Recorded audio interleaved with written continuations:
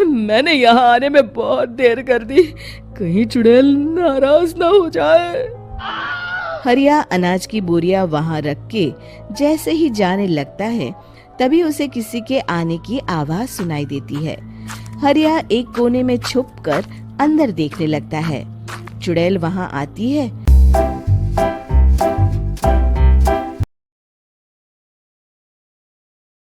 एक समय की बात है, एक गांव में सफेद साड़ी वाली चुड़ैल का आतंक था। चुड़ैल रात भर गांव में घूमती और गांव का जो भी आदमी उसे दिखाई देता उसे वो घायल कर देती। अरे कोई तो बचाओ, मर गया रे। एक रात हरिया अपने खेत से अपने घर लौट रहा था कि तभी अचानक उसके सामने चुड़ैल आ जाती है। अरे बाप रे, ये चुड़ैल कहाँ से आ गई? आज तो मैं गया काम से।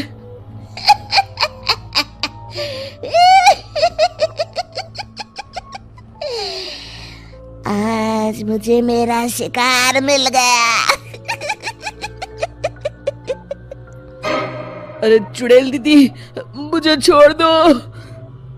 जैसे ही चुड़ैल हरिया की तरफ बढ़ती है, हरिया वहां से भाग जाता है और अपने घर के दरवाजे पे पहुंचता है। अरे भगवान, जल्दी से दरवाजा खोलो, मेरे पीछे चुड़ैल पड़ी है। हरिया की पत्नी जल्दी से दरवाजा खोल देती है। अरे आप इतना हाफ क्यों रहे हैं? अरे मेरे पीछे चुड़ैल पड़ी है, आज तो मैं बाल बाल बच गया। जल्दी से सभी दरवाजे और सभी खिड़कियों को बंद करके बत्ती बुझा दो। तभी चुड़ैल हरिया के घर के पास पहुंच जाती है। अरे वो आदमी कहाँ गायब हो गया? मैं भी देखती हूँ आखिर कब तक बचेगा। मैं अपने शिकार को इतनी आसानी से नहीं छोड़ती। इतना कहकर चुड़ैल वहां से चली जाती है। वहीं दूसरी तरफ हरिया और उसकी पत्नी दोनों अपने घर की खिड़की से ये सब देख रहे होते हैं। अरे बाप रे, ये तो बड़ी डरावनी चुड़ैल थी। अगले दिन ये बात आग की तरह पूरे गांव में फैल जाती है और धीरे धीरे लोग चुड़ैल के डर के मारे शाम होते ही अपने घरों से बाहर निकलना बंद कर देते हैं।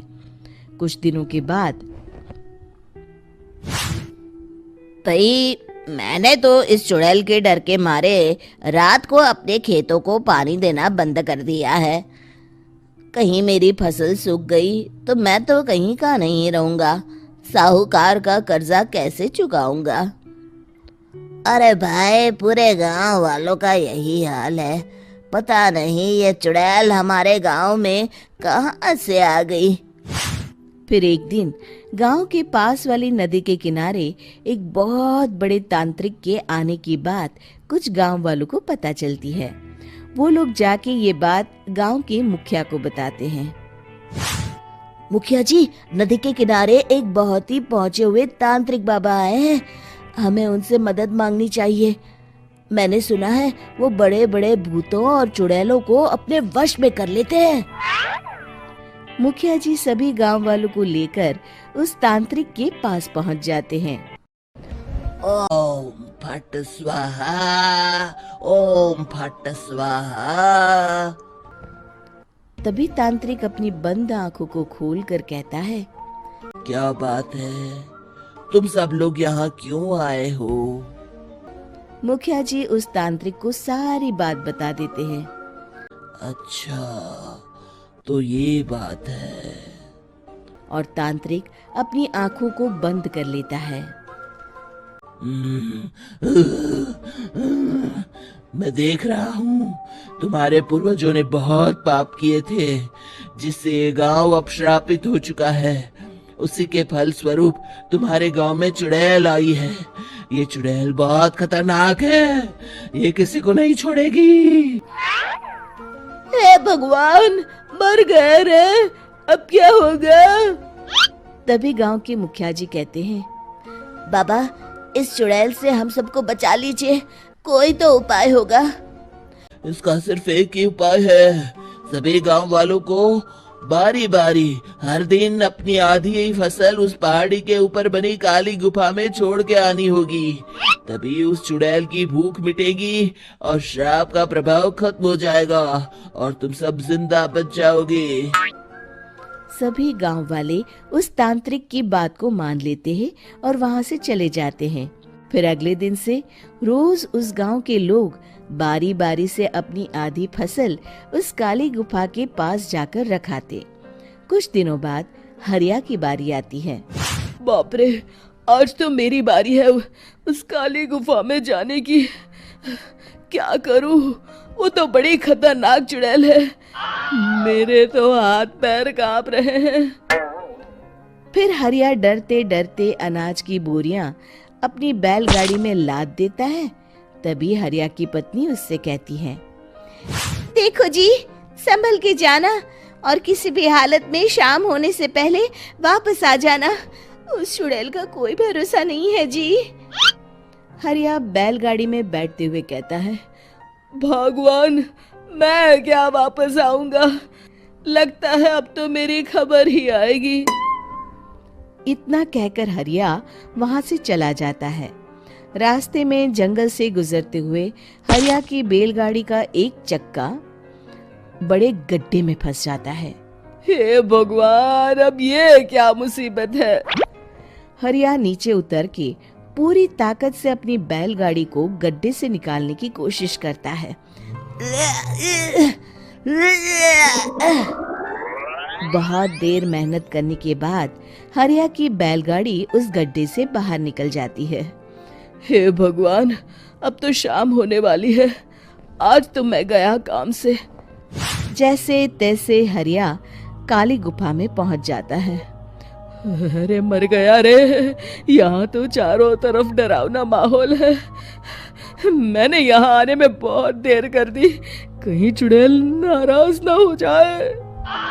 हरिया अनाज की बोरिया वहां रख के जैसे ही जाने लगता है, तभी उसे किसी के आने की आवाज सुनाई देती है। हरिया एक कोने में छुपकर अंदर देखने लगता है। चुड़ैल वहां आती है और फिर अपने चेहरे से नकली चुड़ैल का मुखौटा निकाल देती है। हरिया ये देख के हक्का बक्का रह जाता है। तभी चुड़ैल कहती है, भैया यहाँ आना, आज तो बहुत अनाज आया है। इसे मिलाकर अब हमारे पास ढेर सारा अनाज जमा हो गया है। कल ही हम इसे शहर में बेच आएंगे और माला माल हो जाएंगे। तभी अंदर से नदी के किनारे वाला तांत्रिक बाहर आता है। अरे, ये तो तांत्रिक बाबा है। हाँ, अब तो हम दोनों की जिंदगी मजे में कटेगी। गांव वालों को बेवकूफ बनाना इतना भी मुश्किल नहीं था। लोग तो तुम्हें सच में असली चुड़ैल समझते हैं। हाँ, तुमने सही कहा। अब ये गांव वाले चुड़ैल के डर से जिंदगी भर इस काली गुफा में अनाज पहुंचाते रहेंगे। अच्छा, तो ये बात है। ये दोनों पूरे गांव वालों को बेवकूफ बना रहे हैं। अभी जाकर सबको बताता हूँ। हरिया उन दोनों की पूरी बातें सुन लेता है और जल्दी से वापस गांव में आता है। गांव वालों को पूरी बात बता देता है। इससे पहले वो दोनों हमारा अनाज लेकर शहर जाए, हमें उन दोनों को पकड़ना होगा। उधर दूसरी तरफ नकली तांत्रिक और नकली चुड़ैल बनी औरत एक बड़ी गाड़ी में सारा अनाज लाद के वहां से निकलने की तैयारी कर रहे होते हैं। जल्दी करो, इससे पहले हमें कोई देख ले। हमें यहाँ से निकलना होगा। और तभी वो दोनों देखते हैं कि सामने से सभी गांव वाले अपने अपने हाथों में मशाल लेके आ रहे हैं। दोनों बुरी तरह डर जाते हैं। रुक जाओ, तुम दोनों का भांडा फूट चुका है। अरे मर गए रे, ये गांव वाले कहाँ से आ गए? तुमने क्या सोचा इतनी आसानी से यहाँ से निकल जाओगे? ये अनाज हमने अपने खून पसीने से दिन रात खेतों में मेहनत करके उगाया है। दोनों मुखिया जी के पैरों में गिर जाते हैं। हमें माफ कर दीजिए, हम दोनों एक नंबर के कामचोर हैं। बिना मेहनत किए पैसे कमाना चाहते थे। हाँ हाँ, अब हम आगे से मेहनत मजदूरी करके पैसे कमाएंगे। हमें कुछ मत करना, हमें छोड़ दीजिए। इतना कह के दोनों गांव छोड़ के भाग जाते हैं और सभी गांव वाले फिर से खुशी खुशी रहने लगते हैं। दोस्तों, हमें उम्मीद है आपको हमारी ये कहानी पसंद आई होगी। कृपया हमारे चैनल को सब्सक्राइब जरूर करें और घंटी के निशान को भी दबाएं। और हाँ, वीडियो को लाइक और शेयर करना ना